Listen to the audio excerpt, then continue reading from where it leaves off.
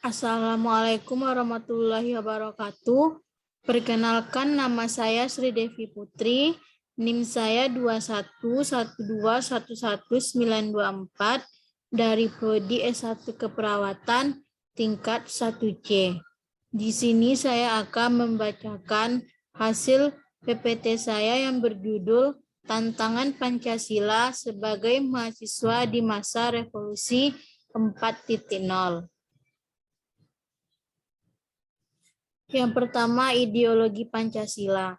Ideologi berintikan rangkaian nilai norma atau sistem nilai dasar yang bersifat menyeluruh dan mendalam, yang dimiliki dan dipegang oleh suatu masyarakat atau bangsa sebagai wawasan atau pandangan hidup mereka.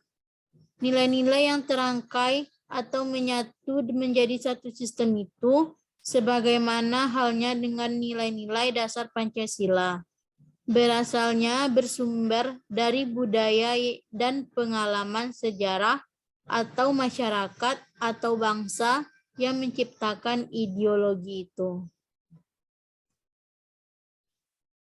Yang kedua, menurut Sastra Prateja tahun 2001, mengatakan untuk mengenal ideologi Pancasila, kita harus mengenal ideologi di dunia, yaitu sebagai berikut. Yang pertama, Marxisme. Leninisme merupakan suatu paham yang meletakkan ideologi dalam perspektif evolusi sejarah yang didasarkan pada dua prinsip.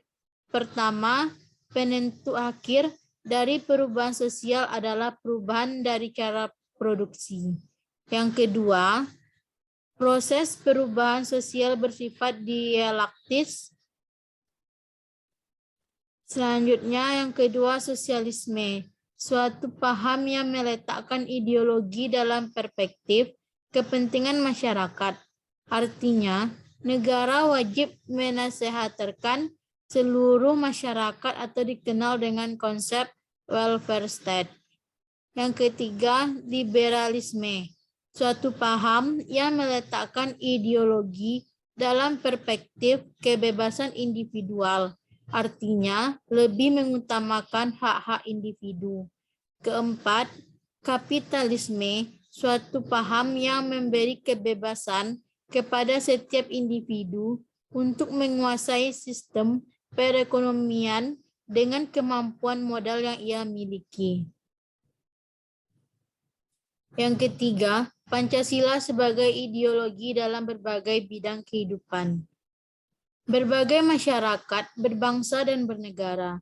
Ia berperan dan berfungsi sebagai dasar dan sekaligus tujuan dari berbagai bidang kehidupan yang terus berkembang, itu seirama dengan perkembangan aspek masyarakat dan perubahan zaman dari masa ke masa.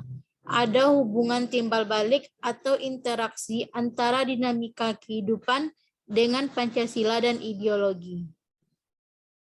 Selanjutnya kita masuk ke revolusi industri 4.0. Apa itu era 4.0? Adalah dalam pandangan Angela Merkel tahun 2013. Definisi dari revolusi industri 4.0 adalah transformasi yang komprehensif yang menyelimuti keseluruhan aspek produksi dari industri lewat peleburan teknologi digital dan internet dengan industri konvensional. Revolusi industri 4.0, Indonesia akan mendorong 10 prioritas nasional dalam inisiatif Making Indonesia 4.0 yang bersifat lintas sektoral, yaitu 1. Perbaikan alur aliran barang dan material. Yang kedua, desain ulang zona industri. Yang ketiga, mengakomodasi standar-standar berkelanjutan. Yang keempat, memberdayakan UMKM. Yang kelima, membangun infrastruktur digital nasional. Yang keenam, menarik minat investasi asing. Yang ketujuh, peningkatan kualitas SDM. Yang ke-8, pembangunan ekosistem inovasi. Yang ke-9, insentif untuk investasi teknologi. Yang ke-10, harmonisasi aturan kebijakan atau kementerian peran. Masuk kita ke kesimpulan. Relevansi Pancasila sangat terlihat jelas dalam perkembangan revolusi industri. Karena tujuan perkembangan tersebut adalah ingin mengintegrasikan tenaga manusia dengan teknologi sehingga pekerjaan yang berhubungan dengan kontak fisik akan berkurang dan diganti dengan sistem otomasi yang semakin canggih.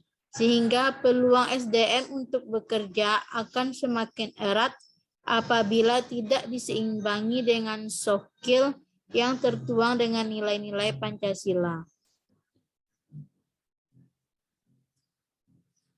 Baiklah, hanya itu PPT yang dapat saya sampaikan. Apabila ada yang kurang dan apabila ada kata yang salah dari saya, mohon dimaafkan. Wabillahi taufiq wal hidayah. Assalamualaikum warahmatullahi wabarakatuh.